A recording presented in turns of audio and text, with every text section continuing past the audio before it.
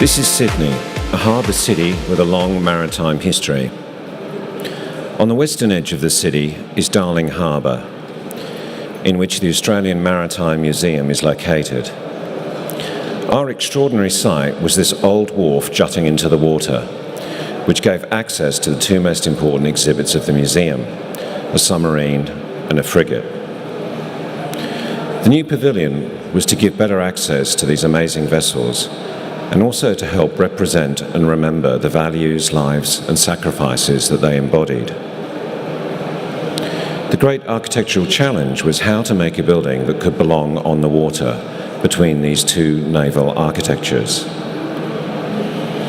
I thought perhaps we could make a building formed in some way by the water itself, by the memory of the wake of these two vessels, and wondered what shape could it take.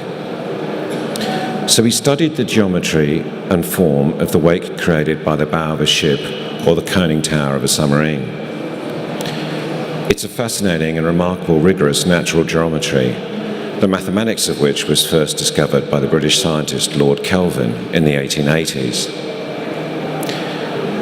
What he determined was that the angle of the wake is always 19.47 degrees, irrespective of the size of the vessel or its speed, be it an ocean liner or a duck.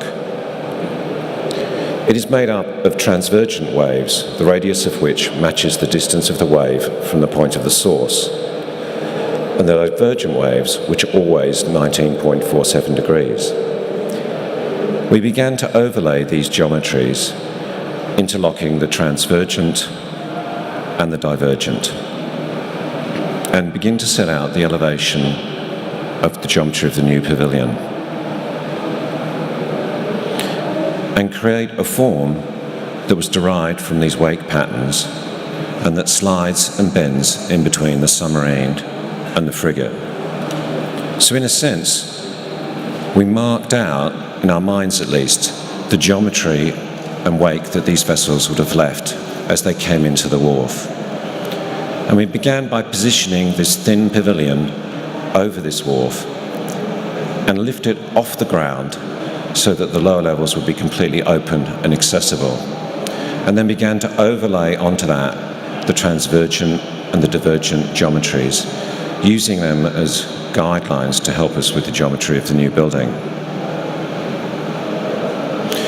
But the form of the building was also determined by the flow of people in and around and up and through the buildings, and to be able to create spaces for them to look onto and capture the deck of the submarine where we glazed an oculus, and round on the southern side another glazed oculus onto the deck of the frigate. And this gave us a complete form that could somehow hover over the wharf, over the water, between these two vessels. The same wake-derived geometry is used to create the cladding profiling and modulation, but we also had to manage a very tight budget and a very costly site to build on.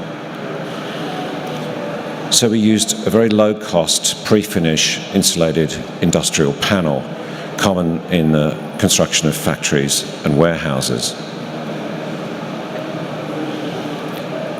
And we began looking then at how we would work through this sense of movement we wanted to create, beginning with the 19.5-degree module, and then dividing that into three to give us the most economical insulated panel module of just a bit under 1,200. And then they're folded and bent over on the geometry of the transvergent waves, and then back over the roof of the building. And then we glazed portions of the building to give us a direct focus onto the conning tower or onto the bridge of the frigate. And this gave us a progressively and gradually folding transition within itself, and also from metal to glass, that we made as seamless as possible, creating a sense of movement and a wave-like character to the surface that bends down and outwards to form a central glazed oculus, and create an empathy between the profile of the submarine on one side and the frigate on the other, where you can see the kind of formal sympathy with the ribbed structure of the hull. The transition of glass to metal is made as seamless as possible through a consistent and economical modulation.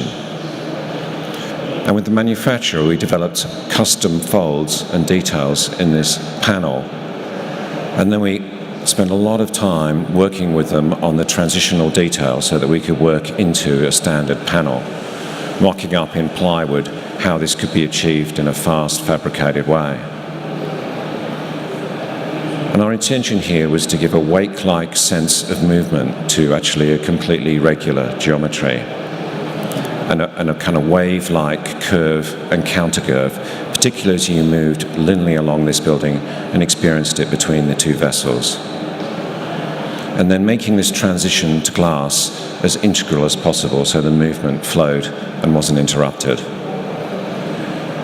Our interior is a reflection of this progressively adjusting surface, but it's also inspired by the rib structure of boat hull construction throughout naval history. Just like the system of steel bulkheads and ribs that is the structure of the submarine and the frigate. The structure of the pavilion is likewise a series of connected steel and aluminium ribs, creating a gently adjusting series of deep ribs that filter daylight and give a vessel-like sense to the interior.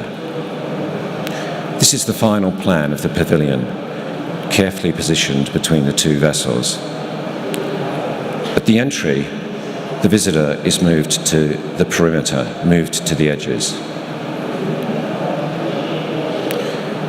Moving close to the dramatic experience of the submarine on one side and against the larger frigate on the other side, with its hull rising above you and forming a space with the new building. At the first level are the primary display, exhibition and event space, a central exhibition hall with a steel bowed table that supports the entire physical exhibition. And this creates a hands-on interpretive experience that's the focus of that space. And this is complemented by an immersive display space with a 15-meter long screen, which creates a window into the life and past events of these two vessels, preparing the visitors for the actual experience of climbing on and into these craft. While the architecture similarly frames the view and an intimate experience of this remarkable ship and the very mysterious submarine. There were great technical challenges of designing for tidal movement and also for public safety, as the architecture had to guide visitors from land over the water and onto these floating naval vessels. Finally, the roof is sculpted out to create a public viewing deck, and we created a projection turret formed to project light rather than shells onto the roof of the existing museum and extend the visitors and passers-by experience through interpretive display and community engagement. Here, artwork and images of possible futures are projected from the turret of the new pavilion. Importantly, it is a future informed by a memory and a window into the experience of those who've represented and protected our community values. The architecture attempts to frame this window of memory and projection of possible futures, bending and folding alongside these vessels, a little bit like the wake in the water that they left behind. And we tried to create a poetic interpretation of our perennial relationship to the sea and the craft that we have made for it. Thank you.